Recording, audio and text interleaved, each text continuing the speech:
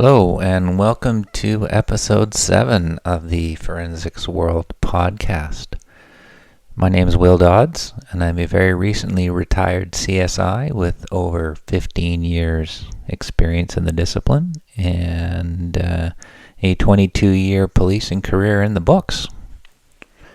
It's great to talk to you guys again, and today's topic is going to be the autopsy, and we're going to get into a few specifics about what an autopsy is, a couple of different types of autopsies, and then we're just going to talk. And I'm going to talk about my experiences over the years at probably 30 plus or more even autopsies that I've attended. So overall, there are two types of autopsy, and in a nutshell, we're talking non-forensic and forensic. Now keep in mind that I'm always coming from my perspective and always talking about my experiences. And I would suggest there's similarities across countries, across different departments, across different areas. But I certainly don't assume that everything's the same everywhere. I can only give you what I've got. So a non-forensic autopsy, that's also known as, say, a clinical autopsy, really focuses on the medical aspects of a death, looks at trying to understand what may or may not have happened. It's ordered by the coroner's office, or in some cases, other countries maybe a medical examiner, but a coroner's office where I'm from in Canada, Western Canada. It's where you're talking about, it's in the public interest to dig a little deeper into how this person died. And it's non-criminal, not a police issue, not a police matter. It's all about developing an understanding, and a forensic pathologist performs the procedure, and eventually those results are forwarded to the coroner's office. Police do not attend a non-forensic autopsy. Really, once the body departs the scene, although we may have attended in the first instance as a forensic investigator, one of the first things we do is to determine, are we talking about a criminal or a non-criminal situation? Then we slide into non-criminal, and then we communicate with the coroner's office and work with them at the scene. And then that's the last we see of the body. The other autopsy that certainly police are more involved in is a forensic autopsy. And just by that title, forensic, whenever you add the tag forensic onto anything, it just means you're adding a legal twist to it, or it's going to be a legal side to the event. So we're talking about suspicious deaths, obvious criminal acts, violent deaths, potentially unnatural deaths, things that are potentially criminal in nature. And just like in any situation, you only get one chance at the first chance. And so going into any death scene, I'm always keenly aware of the potential for criminality to the event. And if it's determined that there is a criminal side to it, or it's still maybe undetermined, I will speak with the coroner, attending coroner, or the assigned coroner and say, hey, look, we need to dig a little more into this, and we would like to keep this on the police side of things, at least for the time being, and we're requesting a forensic autopsy on this deceased person. Now, certainly there's I don't remember many times where there was resistance from the coroner's office to proceed with ordering of a forensic autopsy. And once those wheels are put into motion, the body really, in fact, becomes an exhibit. And that exhibit has to remain under police control until it is then later released, and in this case, after the autopsy is complete.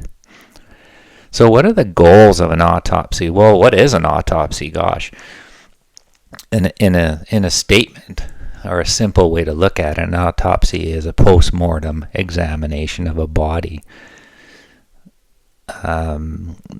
conducted by a forensic pathologist with the assistance of a pathologist assistant, and police are present as all part of, I'll discuss a little bit later on, but the goals of a forensic autopsy, well, of course, it's the usuals: cause, manner, mechanism of death, establish identity of deceased, confirm identity, mark, scars, tattoos, all those type of things.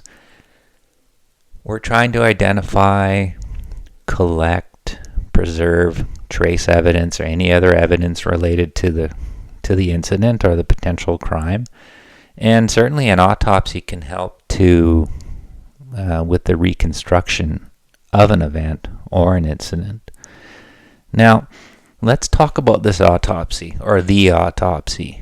So keep in mind, at a crime scene or at a scene, and we've talked about this before, the last time we see a body at a scene, it's being zipped into a new shroud, or the white zip-up bag, the body bag. And the deceased is sometimes clothed, sometimes partially clothed. Typically, I'll have gone through their pockets, but sometimes we find things in pockets during autopsy. The body is zipped up and it is transported from the scene to the morgue. And the entire time it's moving, or as it's being transported, it has become an exhibit and it has been seized. And it is the responsibility of police to maintain continuity of that body. Continuity is, as it sounds, continuity, continuous. Police have continuous knowledge and control of that body from the time it is discovered, through its packaging, through its transport, and then to its being secured in the morgue under lock and key. Police keep that key, and the body remains locked in its what's called a crypt until the time of the autopsy, where it is then the crypt is unlocked and that happens. So the morgue itself is a safe place. It's a refrigerated exhibit locker, basically. And we'll talk a little bit about what the morgue looks like in a minute or two, but let's back up now to that period of time between the body being secured in the morgue and then the beginning of the autopsy itself. This does not happen immediately. Sometimes it's a couple of days. Sometimes it's 3 or 4 days, probably maximum was the longest waiting time that I recall before an autopsy was conducted on a criminal matter, or a forensic autopsy is conducted. So it's a couple of days. Typically what will happen is the body's secured, it's in the morgue, lock and key, okay, fine. We're back at the office, now starting to prepare. The coroner has made requests to the forensic pathologist to have the autopsy of this particular person scheduled, and usually within a few hours we do get word back that says, okay, well, on, say this is a Saturday, on Tuesday morning, first thing, 9 o'clock, 8 o'clock maybe, it doesn't matter the time, it's the morning session, this is when the autopsy is going to happen. Okay, so now we know. And this is now scheduled. So we have a couple of days to get prepared. What do we do to prepare? Well, we do We complete our scene examination for sure. We complete our documentation of the scene. And while I think about it, I want to mention something that I found to be extremely, extremely important, and something I was quite adamant about to the point of demanding. It was always my preference to have the scene of an incident held until after the autopsy was complete. Hold the scene until the autopsy is complete. Why? Certain things are learned at autopsy that you may not know at the scene. Great example of this was a homicide where the deceased was killed, or the cause of death was bludgeoning to the head using a ball-peen hammer. And this ball-peen hammer was at the scene. Did we initially seize it? No. Did we know it was related to begin with? No, we didn't. Could we even tell that the person had been killed or been struck by this ball-peen hammer prior to autopsy? The answer to that also is no. And what happened was, after the skull cap was removed, looking at the inside of the skull cap, there was a depressed fracture, and it was round, and it was like a divot or a hammer blow that was very obvious from the inside of the skull. You frankly couldn't see it from the outside. There was blood everywhere, hair, everything. And so when we had a look at this particular depressed fracture, we knew right away, okay, well, obviously this person was struck by a hammer of some kind. And this was the approximate diameter of the item that struck the person. Backing up, we then decided, okay, now we know what we're looking for. Let's go back to the scene. After we'd completed the autopsy, we go back to the scene and we locate this ball-peen hammer, which, to make a long story short, turned out to be the weapon that was used to cause these injuries. Now, if we had released the scene back to whomever and departed prior to this autopsy, we would have never got that hammer. And more than anything else, we would have lost continuity of that scene, lost continuity of that hammer, and frankly would have had a very tough time in court saying, hey, that was the hammer that was used. Now, sure, yeah, maybe there was some blood on it. We can connect blood to the victim, to the hammer. We can use that side of things. But it sure was a lot better to be able to say, hey, look, at autopsy, we determined that we were looking for a hammer, a ball-peen hammer with this diameter head. We went back to the scene. We found it. And it was great. It was just fantastic. And that just reinforced my belief that you need to hold the scene until after the autopsy is complete. Now, sometimes this could be 3 or 4 days, and sometimes it means a family can't live in their home for a couple of days. Okay, hotel's on us. Can you stay with a relative? Can you stay with a friend? If not, Holiday Inn. Here you go. We'll take care of it for you. It's worth it. We're trying to solve a crime, and we need to do it right every single time. All right, let's get back to the autopsy. Let's actually get back to the morgue. No, we're going to go back one more step.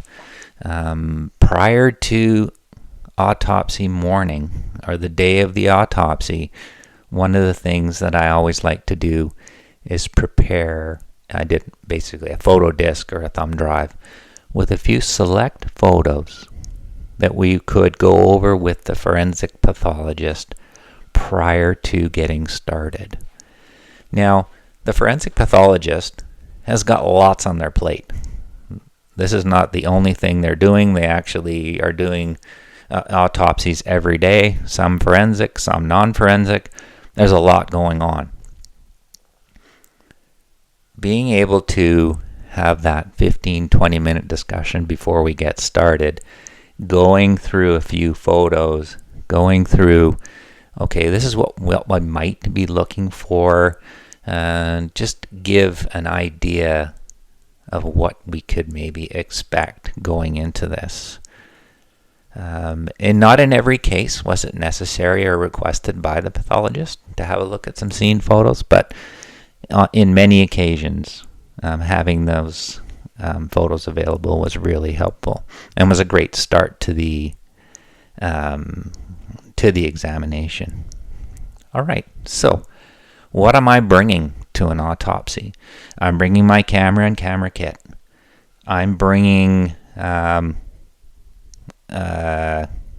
examination and seizing tools. I'm bringing bags. I'm bringing any number of exhibit collection items for transporting back to our office. I don't need to bring a lot of tools. I don't need to bring tweezers or anything like that. Everything that is there that we can get at that stuff. So we're ready to go. Notes, camera, flashes, batteries, everything we could possibly need, because once we start, we're going and there's no stopping, and we're going to get it done. First stop is the morgue. So we'll head to the hospital where the autopsy is being conducted, and in where I am in the city I'm in the major hospital is where, or is one of the major hospitals is where the autopsies were conducted, where the autopsy theater was, and attached to that theater with a door was the morgue. And I don't know how many of you have been in a morgue, but it's very interesting. It's a very odd, somewhat eerie room to be in. It's cool, temperature-wise. There's an odor, I'll tell you that much for sure. And going back a few episodes, odors are something I'm quite sensitive to, but you get used to it. You do get used to it. What does it look like in this morgue? Well, the morgue, a lot of stainless steel. I don't know how to describe all of the crypts, but think of a whole wall of hotel refrigerators stacked on top of one another. They're all steel, 3-foot squares with a clasp on the front, and the ability to lock each one individually with a padlock. And we had specific locks we had that we would use, call them the morgue locks, and they had really long hasps on them so they could slide through the handles and be secured. There's also a crane, actually, or a winch system as well, because we're talking a stack of, and I'm thinking the morgue I was at so many times, 1, 2, 3, 4, 5 or 6 crypts high, 6 or 7 across. It was, probably 20 or so different crypts, 25 or so crypts.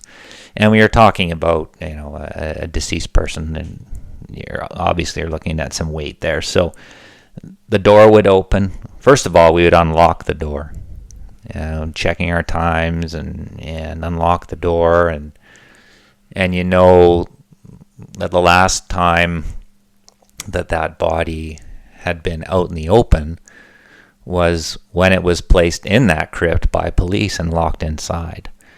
Now, I not always present when the body is locked in the crypt. The exhibit officer or a police officer who's assigned to move with body service to the hospital, to the morgue, to then secure the body. They were likely the last police officer to see the body go into the crypt. But certainly, the last time anyone saw the actual body, that would have been me. That would have been the forensic investigator at the scene. So, the door's open. We're always keeping track of times, etc. The door's open. The body is on a rolling out tray that slides the entire body length out. So it's a pretty heavy duty system, that's for sure. And if need be, a lift system is used to move the body from the crypt tray onto a gurney, where then it is going to be rolled from the morgue into the autopsy theater. So, we've taken the body out of the crypt, we've placed it on a gurney, and now we're wheeling it into the autopsy room. The door, typically it's one door from one room to the other.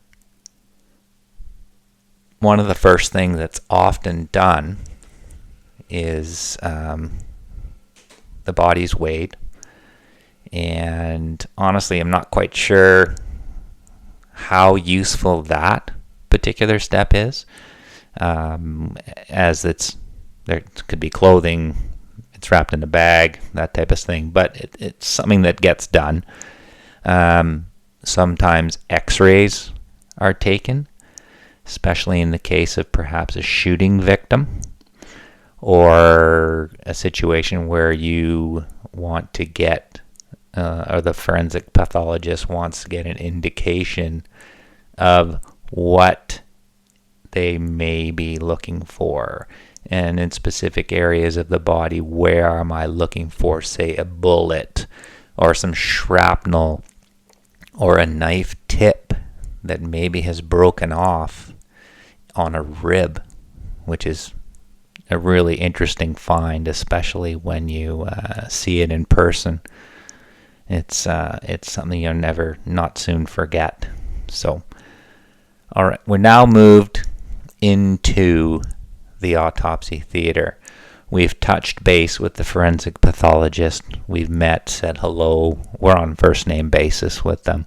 First name basis with the forensic assistants or the autopsy assistant or autopsy technician. Wonderful people. Interesting people, that's for sure. And they do this every day.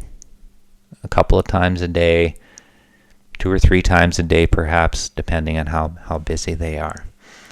Now, the body is still in the shroud. The body is still zipped up. We have not revealed the body. We have not done anything examination-wise at this particular moment. I have taken photographs of the crypt, the lock, the door opening, the body sliding out on the tray, and the last picture I'm taking before we take a pause is the deceased in the white shroud, laying on the examination table, moved from the gurney, now on the autopsy examination table, and then we hit pause. Now it's time to get geared up and ready to go. We're talking about PPE. We're talking about getting organized with the camera. We're talking about getting ready to make this happen. What are we wearing for PPE? Well, all of our PPE is provided. It was all provided at the hospital, and so I'd be putting. First of all, I'm not wearing my gun belt. I'm not wearing anything heavy. I'm literally half the time just wearing a t-shirt because it gets hot in there. It gets warm. Yes, the ventilation system is amazing, certainly better than in the morgue, because anything you can smell in the morgue is going to be exponentially stronger during the autopsy itself, when the body is revealed and exposed and examined and cut open, frankly. So the air flow ventilation systems are superb in the autopsy theater itself. But it still gets warm, so I'm wearing booties over my boots, or the shoes that I happen to be wearing at the autopsy. I'll be wearing my duty pants for sure, but probably just a t-shirt. I'm throwing on a Tyvek suit. I'm putting on gloves. I'm putting on a head covering. I'm putting on an N95 mask. I'm taking PPE precautions because it's not unusual to get stuff sprayed on you, or drips or splashes, or you rub your hands, etc. It can get messy, that's for sure. My camera's clean. That's another story, cleaning your camera and everything off after we were done. I've got my scales ready. I got everything to go. The forensic pathologist, I recall, one often wore Crocs. I know that I recall a forensic autopsy assistant. She often wore kind of low-cut rubber boots. Whatever works for them, actually. Whatever works is fine, obviously. Everything is clean. Everything is, one-time use. We're all geared up. We're all ready to go. Now it's time to get going. And I'm just going to go a little bit into this, and then we're going to call it, and then I'm going to continue on in our next pod. But the first thing we're doing is getting ready to take those overall photos. And one of the best ways to get one of those overall photos is a rolling set of stairs. And so I recall on many occasions climbing up the 3 or 4 steps and leaning forward over the body to get those overhead shots. Now, we haven't unzipped yet. We haven't taken that body outside of that shroud, but it's going to be happening pretty quick here. And we're going to take that journey to the autopsy a little bit further, as I say, on our next podcast. We'll get that out pretty quick. I'll get that out pretty quick. I want to thank you all for listening today, and let you know that this, along with all of our podcasts, can be found, of course, on Spotify, Amazon Music, and Apple. I encourage you all to follow Forensicsworld on Instagram, make some comments on the Instagram if you're interested in what's on there. Follow the podcast, comment, like, pass on to your colleagues, friends, and family about the Forensicsworld podcast. And remember our theme, which goes without saying, and that's learn something today. So next pod is going to be that moment where we unzip the shroud and expose the body to that autopsy examination process. Thank you for listening, and until next time, thanks for following.